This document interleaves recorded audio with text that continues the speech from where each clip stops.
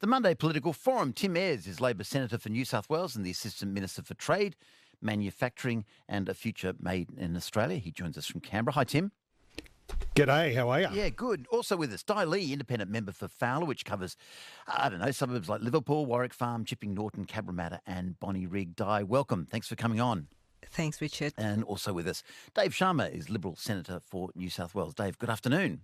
Hi, Richard. Thanks for having me. Now, according to a poll in today's 9 newspapers, 51% of voters say the government has the greatest role in battling inflation, compared to only 27% who hold the Reserve Bank to be responsible. The Treasurer, Jim Chalmers, has spoken about the Reserve Bank smashing the economy.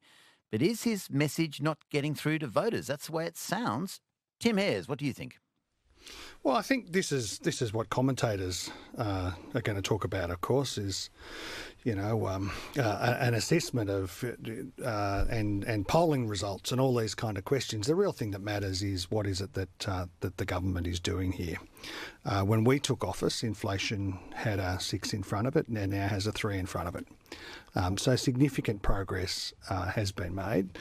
And the government's cost of living measures are not only there to support families, so tax cuts for every single household, cheaper medicines, cheaper childcare, cost of living reforms in terms of energy costs.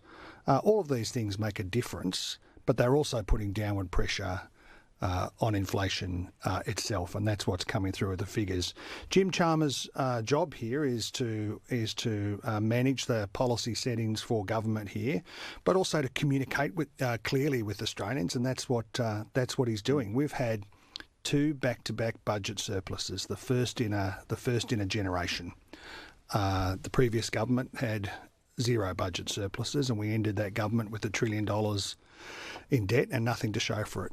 Our political management is focused on the public interest and the national interest. There is more work to do on inflation, and we're going to keep on with it. Tim, inflation in a way is a measure of the heat in the economy. Inflation goes up when there's too much money, too much demand in the economy. The Treasurer is spending a lot of money on all these things that you mentioned. They're all good things, I agree, but is he just adding to the heat in the economy? Because, of course, if he does, then it's not curing the problem, it's causing the problem. Well, that's as close as Peter Dutton and Angus Taylor have got to advancing a single policy, is to claim that they would have cut spending, and the Liberals and Nationals have opposed each of these policy measures that have helped families and put inflation down. The truth is, if their policy prescription had been applied, we would be in recession today, with all of the terrible economic costs that has.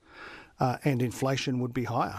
That's the consequence of their policy prescription. That's what comes through the numbers and what the ABS has produced here. It is clear that the government's policy measures have put downward pressure on inflation, supported families. The kind of cuts that have been talked about here by Peter Dutton and Mr Taylor would have smashed the economy even further and put the Australian economy in a recession. That has a terrible outcome for young school leavers in particular, but across the economy more broadly in terms of investment and jobs. Yeah, Dave Sharma, the West has got an inflation problem at the moment. Australia's situation is not that different from our cousins overseas in places like America. Is it fair for the public to blame our government when the whole world's going through this? Well, I think the international comparison is a valid one. And if you look at what's happening in inflation around the world, other countries are getting on top of it. In the Eurozone, it's 2.2%, the US 2.9%, Canada 2.5%, the UK 2.2%. And in each of those jurisdictions, the central bank is cutting interest rates, or in the United States, poised to do so. Whereas in Australia, we've had the Reserve Bank say quite clearly that inflation is too high. Inflation here has a 3 in front of it. Core inflation is higher, 3.9%. And the Reserve Bank has basically said that they're not going to be in a position to cut interest rates until well into next year, and that excessive government spending at the federal and state levels is contributing to this, making their task of getting on top of inflation around the world, though, a lot of the excess government spending, and there was a good reason for it at the time, but a lot of the excess government spending was during COVID when you were in power. Well, and we don't resolve from that at the time. I mean, the economy faced an incredibly uncertain time. You know, we had this scenes that we hadn't really seen since the Depression, of huge queues outside Centrelink offices when the pandemic just started. So, yes, we quite happily say we did what we needed to do at the time to rescue the economy from a recession. But times are different now, and governments around the world have been winding back public spending to get on top of inflation. But the Albanese government doesn't seem to have got that memo. But do you really want to say, in that case, oh, well, we're going to cut that childcare subsidy, we're going to cut that electricity subsidy, we're going to get rid of that? Do you really want to say that? Because that's going to cause people a lot of pain.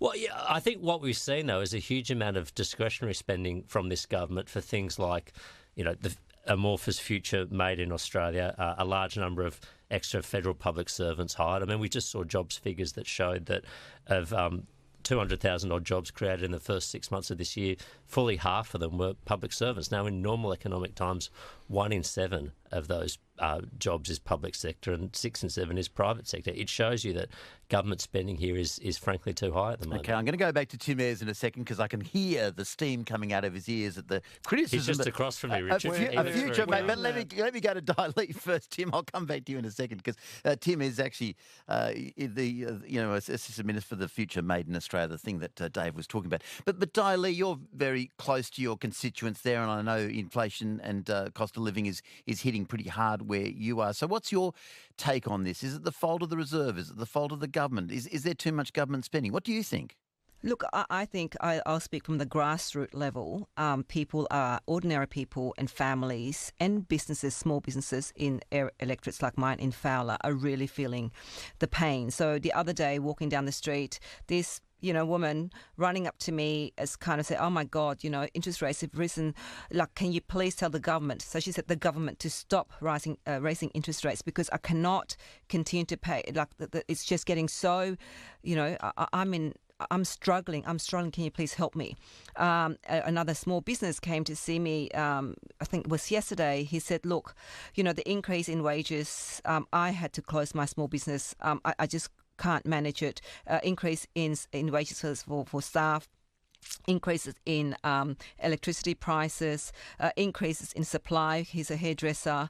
All of that meant that it's so much harder for him to run a small business today than it was, say, even 4 or 5 years ago. He said he had to stop. So, and that's for me, listening to that kind of story. So for me, for instance, electricity prices, while I acknowledge, this is, it's kind of really walking that fine line, trying to provide immediate relief. But how do you do that without causing inflation? Now, electricity prices, the whole thing is a complete mess at the moment. So what is Chris Bowen going to do so that we can see lower electricity prices? Because we're not going to see lowering of electricity prices. So that's an issue, for instance. It's adding inflation, and government, in terms of increasing their sets fees and charges. Why? They're fueling that by doing those kind of things. So we can have the war of the words between who's to blame, but let's look at what are some actions that can really ease inflation and the cost of living for people in areas like mine. Okay, but in terms of that first woman who said interest rates are too high, the interest rates are high because they're trying to pull down inflation. It's easy to complain about the high interest rates, but inflation is, as the RBA governor keeps on saying, inflation's a terrible thing. Yeah. Well, look, this is what they come to say to me. They're saying the government has to do something. Not only do they have to face the rising interest rates, they have to face the rising cost of electricity prices, they have to face the rising cost of groceries, they have to face the rising cost of insurance, of transport, of everything. So I think, it's what instruments and what tools can the government use, for instance, in ensuring that we don't see further electricity price increases? How do we lower it? How do we lower electricity prices? And that's the responsibility of the Energy Climate Change Minister, Chris Bowen. The pain is real, in other words. Di Lee is the independent federal member for Fowler. Tim Ayres, Labor Senator for New South Wales. David Sharma, New South Wales Liberal Senator